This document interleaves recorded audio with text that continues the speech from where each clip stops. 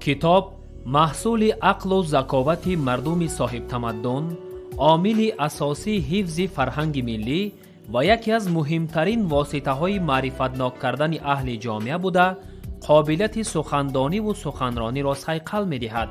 دایره اندیشه و تفکر و جهانبینی انسان را وسیع و او را به راه درست زندگی راهنمایی می کند. پرزیدنت جمهوری تاجیکستان امامعلی رحمان.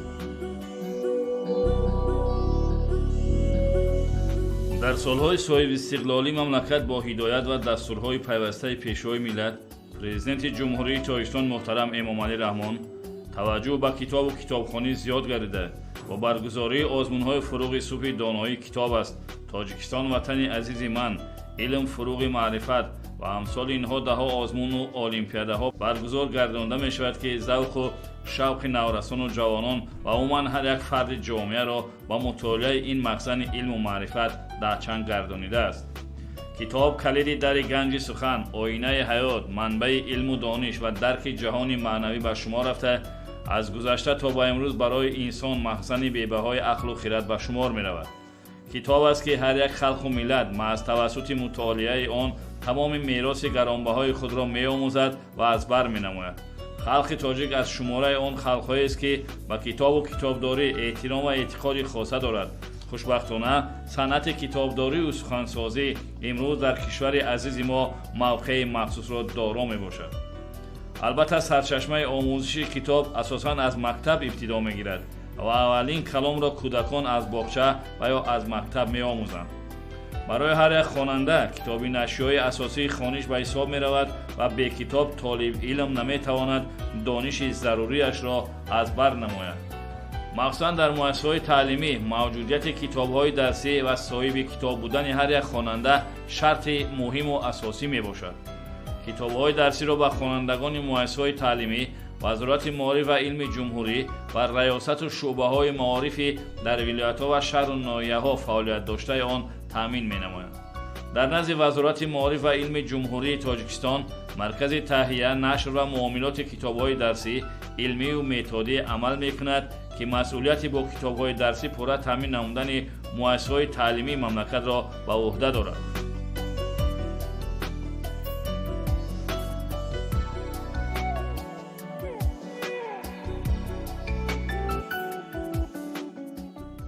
امروز آن احتیاجات و آن طلباتی که مؤسسه‌های تحصیلات شیمیایی عمومی و کتاب‌های درسی دارند، خب وزارت معارف و علم جمهوری تاجیکستان امکانات پورا تامین کردن آنها را با کتاب‌های درسی دارد. یکی از عامل‌های بلندبرجاتی صفحه تحصیلات در مؤسسه‌های تعلیمی این کتاب است. مرکز تهیه، نشر، معاملات کتاب‌های درسی علمی متدی وزارت معارف و علم جمهوری تاجیکستان از آغاز سال میلادی تیاری، یعنی که آماده‌سازی به سال تحصیلی 2023-2024 را دیده ایستاده است. نقشه چاربینی و عایدی تامین ادبیات‌های تعلیمی برای سال نو خوانش، یعنی که سال تحصیلی 2023-2024 از طرف وزارت معارف و علم جمهوری تاجیکستان تصدیق الکی در مرکز اجرا کرده شده است. یکی از بندهای اساسی نقشه چاربینی سال 2023 این هم باشد پورا برطرف کردن نارسایی ادبیاتی تعلیمی در مؤسسه‌های تعلیمی می باشد. از جانب ریاست و شعبه‌های معارف شهر و ناحیه‌های کشور برای سال تحصیلی 2023-2024 به مقدار 6,815,000 نسخه کتاب‌های درسی، یعنی که برای 142 نامگر کتاب‌های درسی و وزارت معارف و علم جمهوری تاجیکستان درخواست پیشنهاد کرده شده است، یعنی که احتیاجات و طبق ترتیب نظامنامه مرکز تهیه، نشر، معاملات کتاب‌های درسی تامین ادبیات‌های تعلیمی به مؤسسه‌های تعلیمی این از روی احتیاجات به خاطر اون از روی احتیاجات تامین کرده می‌شود که از طرف وزارت معارف و علم جمهوری تاجیکستان در مؤسسه‌های تعلیمی 5 سال آخری ادبیات‌های تعلیمی را برای استفاده بردن اجازه داده شده است. یعنی که 3 سال اولش با طور اجاره و سال 4 و 5 هم برای استفاده اجازه داده شده است. از این رو باید که هر یک مسئولین، راهبران ریاست و شعبه‌های معارف با نظر داشتی به اون کتاب‌های درسی که آنها در مؤسسه‌های تعلیمی دارند و با نظرداشت زیادشوی خواننده برای سال تحصیلی سال آینده باید که احتیاجات یعنی که درخواستشون رو برای سال آینده به وزارت معارف و علم جمهوری تاجیکستان پیشنهاد کنند.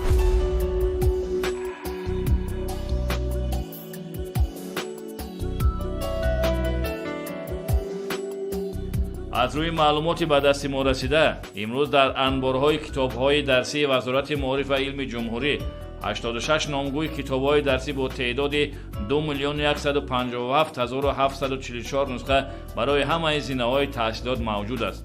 همچنین عین زمان 1,605,000 نسخه کتاب درسی برای نشر در دست شرکت‌های ناشری وطنی میباشد.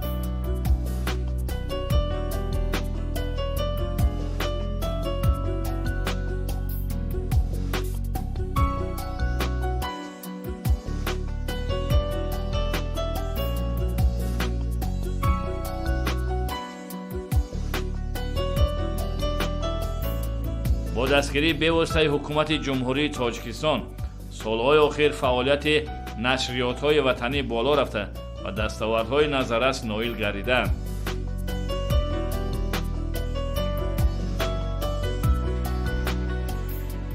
عین حال وزارت معارف و علم جمهوری تاجیکستان با 26 شرکت‌های وطنی که اکثریت قریب که 95% آنها در مرکزی جمهوری جایگیر هستند کار کرده ایستادند که آنها با دستگیری به واسطه اساسگذار صلح و وحدت ملی پیشوای ملت پرزیدنت کشور محترم امامعلی رحمان امروز دستگیری ساحه پلیگرافی بسیار بلند است که امروز الکی تمام آن تجهیزات‌های معاصری که از تمام دنیا استفاده برده می شود امروز شرکت‌های وطنی و پایتخت وطنمان آوردند و این تجهیزاتی که آوردن امروز با طلبات تمامی آماده سازی ادبیات تعلیمی معاصر جوابگو هستند. یعنی که گپ در سر آن است که اگر از طرف مؤسسه و از طرف مسئولین کتاب و کتابداری اگر آماری دقیق پیشنهاد شود به وزارت معارف و علم جمهوری تاجیکستان، وزارت معارف و علم جمهوری تاجیکستان برای تامین کردن یگان مشکلی ندارد.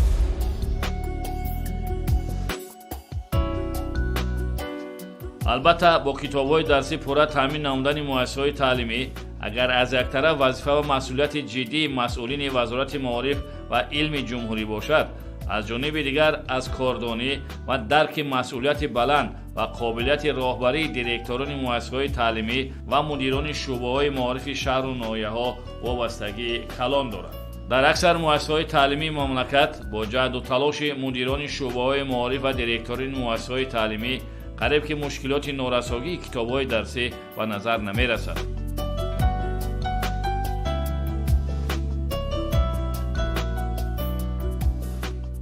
در ناحیه خراسان 63 مؤسسه تعلیمی، از اینها 8 مؤسسه تحصیلات عمومی اساسی، 54 مؤسسه تحصیلات میانه عمومی، یک لیسه فعالیت نموده ایستادند که در آنها 33462 نفر خوانندگان تحصیل نموده ایستادند و 1703 نفر آموزگاران به آنها تعلیم تربیت داده ایستادند.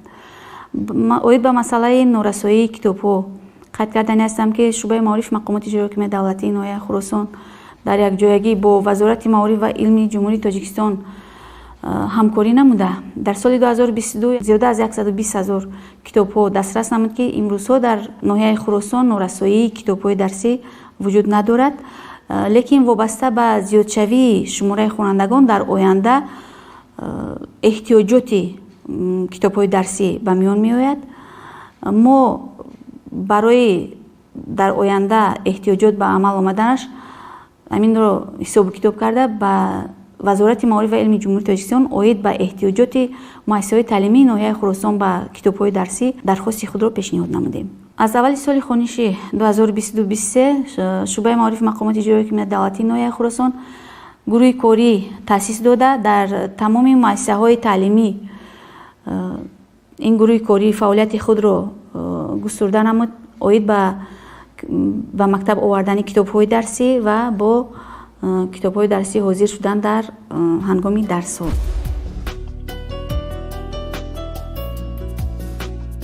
ولی چنین به مشاهده می‌رسد در اکثر مؤسسه‌های تعلیمی شهر و ناحیه‌های مملکت نورساگی کتاب‌های درسی به مشاهده می‌رسد ки ин ба пас рафтани саводомӯзии хонандагон ва дурмондани онҳо аз мавзӯъ ва барномаҳои таълимӣ мегардад. Масалан, дар муассисаи таҳсилоти миёнаи умумии рақами 18 шаҳри Турсунзода 97 нусха китоби дарсии фанни физика барои синфҳои 7, 55 адад китоби алгебра барои синфҳои 8, 55 нусха китоби дарсии химия барои синфҳои 8, 28 адад китоби адабиёт барои синфҳои 9, 28 нусха китоби дарсии таърихи умумӣ барои синфҳои 9 ва 17 адад китоби физика барои хонандагони синфҳои 11.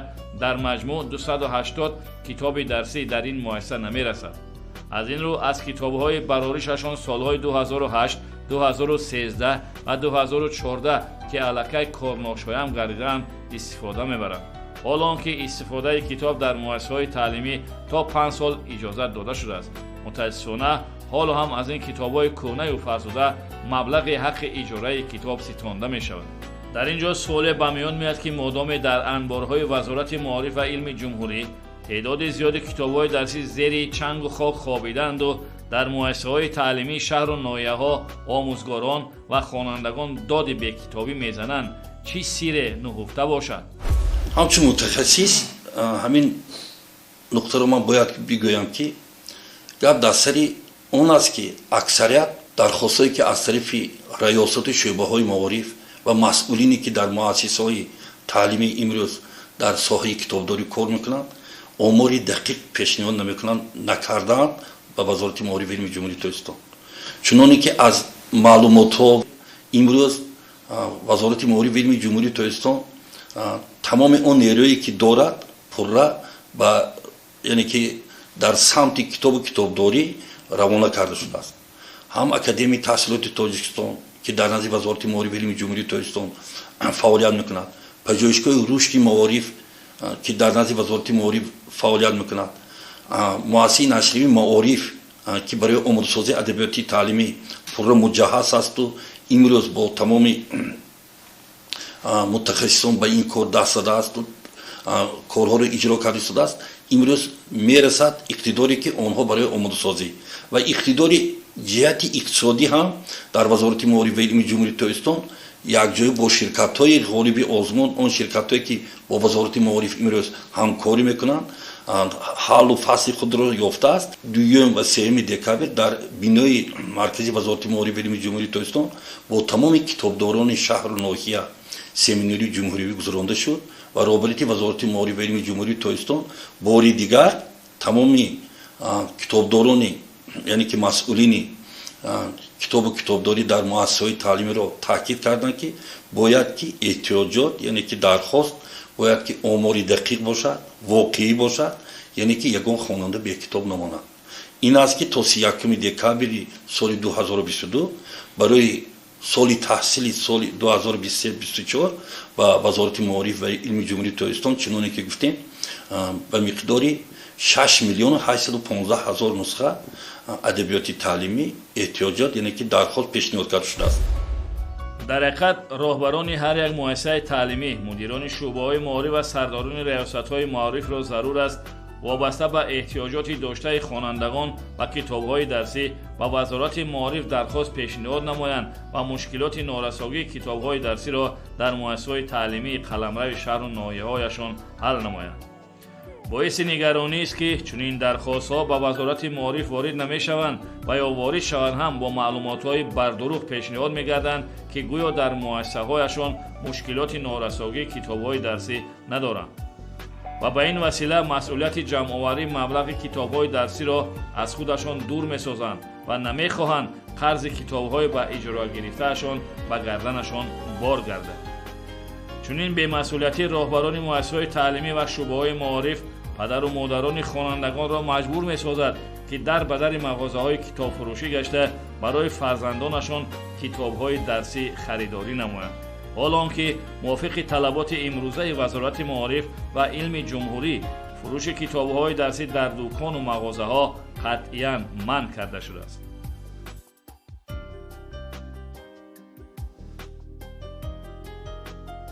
дар муассисаи мазкур 2610 нафар хонанда таҳсил мекунад. ман гуфтаниям ки қариб тамоми хонандагон бо китобҳои дарсӣ таъминанд. танҳо дар синфҳои нӯ бо норасои китоб адабиёти тоҷик мебошад ва азбаски гурӯҳҳои русӣ таҳсил мекунанд, дар муассисаи мо танҳо дар синфҳои ибтидоӣ норасоии китоби забони давлатӣ вуҷуд дорад. Танҳо манами гурӯҳҳои русӣ ки таҳсил мекунанд, онҳо аз танҳо 20%-ашро муассиса таъмин мекунад, боқӣ мондаашро худи хонандагон харидорӣ мекунанд. Мо дархост пешниҳод кардем ки норасои китоб мавҷуд аст. аз 5 майи соли 2022 бо пешниҳоди муаллифони китоби дарсӣ ки рӯзи 5 вохӯрии муаллифони адабиёти таълимӣ бо вазири маориф ва илми ҷумҳурии Тоҷикистон шуда гузашта буд, дар он ҷо аз вазири маориф ва илми ҷумҳурии Тоҷикистон талаб карданд ки муаллифон талаб карданд ки фурӯши озоди адабиёти таълимиро бо мағозаҳои соҳибкони инфиродӣ манъ карда шавад, зеро ки аксарият соҳибкорон бе пардохти ҳаққи қалими муаллиф ё бе истифода бурдани талаботҳои ҷузъии полиграфӣ китобро бо таври нусхабардорӣ ё бо сифатҳои бисёр бад ё дар таҷҳизотҳое ки солҳои шӯравӣ боқӣ мондааст нашр мекунанд ва бароварда бо албатта бо нархҳои дигар ба хонанда мефурӯшанд. аз ин хотир муаллифон аз вазири маориф ва илми ҷумҳурии Тоҷикистон талаб карданд ва бо қарори ҷаласаи шӯрои миллии таҳсилот аз моҳи май фурӯши озоди адабиётҳои таълимӣ яъне ки бо соҳибкории инфиродӣ манъ карда шудааст. албатта он китобҳое ки имрӯз ба мағозаҳо ба фурӯш мемонанд аз тарафи соҳибкорон, агар бо тибқи шартнома агар аз вазорат мегирифтанд, албатта мо назорати сифати онҳоро карда метавонистем. мутаассифона чуноне ки гуфтам, ин китобҳои қочоқ аст, яъне ки бо истифода бурдани баъзе таҷҳизотҳои даврони шӯравӣ чоп шудааст. аз ин рӯ ё ин ки сифатҳои полиграфӣ, коғазу картону ширешу ё дӯхти ҳамин китобҳоро умуман риоя намекунанд ва албатта ба хонанда мефурӯшанд ки албатта ба вазъи саломатии кӯдак, яъне ки бинишу дигар чизҳошам ин албатта заруровар аст.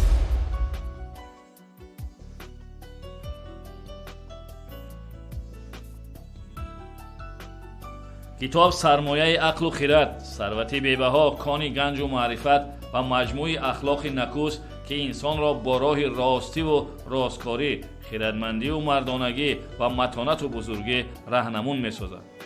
китоб ки махзани хирад ва илму адаб аст ва махсусан дар даст доштани он барои хонандаи мактаб ки чун чароғ роҳи онҳоро мунаввар мегардонад шарти муҳиму асосист, зеро бо мутолиа ва аз бар намудани он савияи дониш, дунёи маънавӣ ва хираду маърифати онҳо боло рафта дар оянда соҳиби илму дониш ва дорои фазилату хирад мегардад.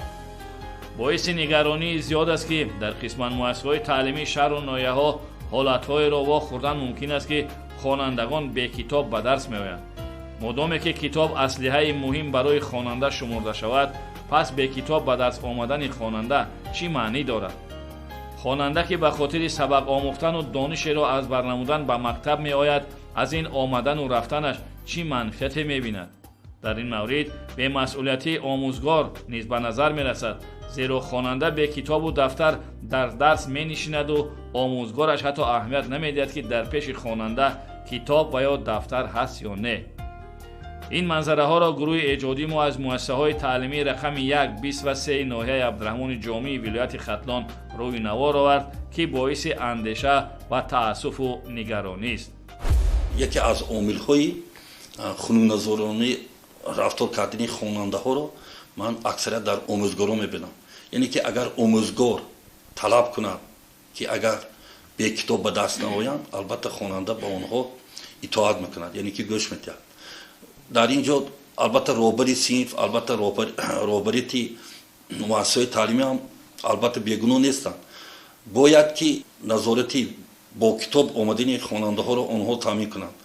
албатта яке аз омилҳое ки норасоии адабиёти таълимӣ дар синфҳо, яъне ки дар байни хонандаҳо ҳаст, ҳамин ҳам ҳаст ки хунукназарӣ, яъне ки талаб накардани омӯзгорон, шахсоне ки ба имрӯз субъекти таълиму тарбия ҳастанд.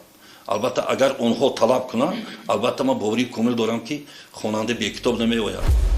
در بیشتر مؤسسات تعلیمی یک حالت دیگر به نظر می رسد و در این سفر ما بی‌واسطه شاهد این منظره ها گردیدیم که خیلی هم دقت جلب کننده می باشند و ما را وادار نمود سر این مسئله توجه نماییم و ببینیم که در این مؤسسات تعلیمی تا کدام اندازه بی‌نظامی و بی اهمیتی پدر و مادر، آموزگاران و دیرکتوران مؤسسات تعلیمی خاصه راهبران صنف به نظر می رسد.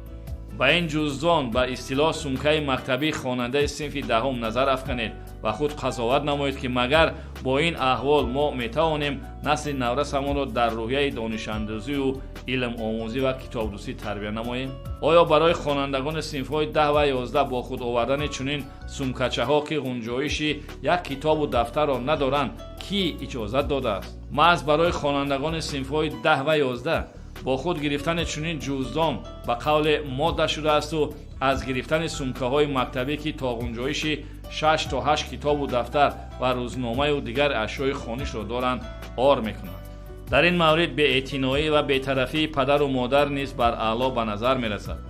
تصور کنید که هر سحر خواننده از پیش پدر و مادرش با انا چنین جزدان و یا بی کتاب و بی دفتر به مکتب می‌رود. نخواد پدر و مادر بار اندیشه نکند که فرزند آنها به کدام خاطر برای چی به مکتب می رود. بار هم بر روزنامه فرزندانشان که هفته ها گذشته است و لااقل یک بهانه دارند می نگریسته باشند. وابسته به مکتب آوردن سمکه‌هایی که امروز خوانندگان اون رو قبول نمودند و همچون جزدانی درسی اون رو به مؤسسات تعلیمی میارن، گروه کاری شعبه معارف مقامات اجرایی حکومت دولتی ناحیه خراسان از اول سال خوانیش در این مسئله کاربری نموده. از تمام مؤسسات تعلیمی ناحیه آن جزدان‌هایی که امروز خوانندگان به درس می‌آورند و به طلبات امروزه قانون‌گذاری ساحه معارف جوابگو نیستند داشته گرفتیم و امروز خوانندگان مؤسسات تعلیمی با آن جزدان‌هایی که طلبات امروزه خوانندگی طلب می‌کند به مکتب حاضر می‌شوند. قبول قانون جمهوری تاجیکستان درباره مسئولیت پدر و مادر در تعلیم و تربیت فرزند محض به همین خاطر است که پدر و مادر از رفتار و گشتار، خوانش و اخلاق فرزندانشان آگاه باشند، مناسبتشان را با مکتب مستحکم نمایند و در تعلیم و تربیت فرزند برابر آموزگاران مسئولیت جدی ظاهر نمایند. اما چنین به نظر می رسد قسما پدر و مادر عموما از رفت خوانش و دانش فرزندانشان نه تنها آگاه نیستند و حتی پروای هم ندارند که فرزندشان کتاب و دفتر و یا روچکه و قلم دارد یا نه. بعضا پدر و مادر ارتباطشان با مکتب آن طرف استد حتی راهبر صنف فرزندشان را نمیشناسند. درباره قانون جمهوری تاجیکستان درباره مسئولیت پدر و مادر در تعلیم و تربیت فرزند همین را قید کردنی هستم که شعبه معارف مقامات اجرایی حکومت دولتی ناحیه خراسان مؤسسه‌های تعلیمی در این سمت کاربری نموده با پدر و مادران مجلس‌های یکجایی مشترک پدر و مادران را تشکیل نموده ایستادند که اوید به مؤسسه‌های تعلیمی حاضر شدن خوانندگان با جزدان و کتاب‌های درسی کارهای زیادی رو به انجام رسانیده ایستادند و ما با پدر و مادران در علاقه زیچ هستیم. این موضوع کاربری رو خیلی زیاد نموده ایستادیم که پدر و مادران آن مسئولیتی که قانون جمهوری تاجیکستان درباره مسئولیت پدر و مادر در تعلیم و تربیت فرزند به دوش پدر و مادران گذاشتند در عملی گردیدن آن سهم خود را گذارند. در حقیقت آنچه که دیدیم و شنیدیم حقیقت حال است و چنین حالتها را بسیار واخوردن ممکن است و اندیشه سر آن است که نباید ما نسبت تعلیم و تربیت فرزندانمان بی‌طرف و بی‌اعتنایی ظاهر نماییم. مسلم است که با ابتکار و هدایت‌های بی‌واسطه پیشوای ملت پرزیدنت جمهوری تاجیکستان محترم امامعلی رحمان تمام شرایط و امکانات‌ها برای سواد آموزی، دانش اندوزی و تعلیم و تربیت نسل نورس مهیا گردانده شده است. ده‌ها آزمون‌های فنی و بدیهی برگزار گردیده ایستادند و همه این تلاش‌ها برای از برنمودن دانش و صاحب معرفت و صاحب علم و دانش گردیدن جوانان و در روحیه وطن‌دوستی و خویشتن‌شناسی به کمال رسیدن آنها راه اندازی گردیدند. نسبت آموزگاران نیز امتیاز و غمخوری‌های زیاد روی دست گرفته شده است تا که آموزگار با دانش و مهارت کسبی خود خوانندگان را به تعلیم و تربیت فرا گیرد و برای در آینده صاحب دانش بلند و صاحب معرفت و صاحب کسب شدن آنها سعی و تلاش نماید.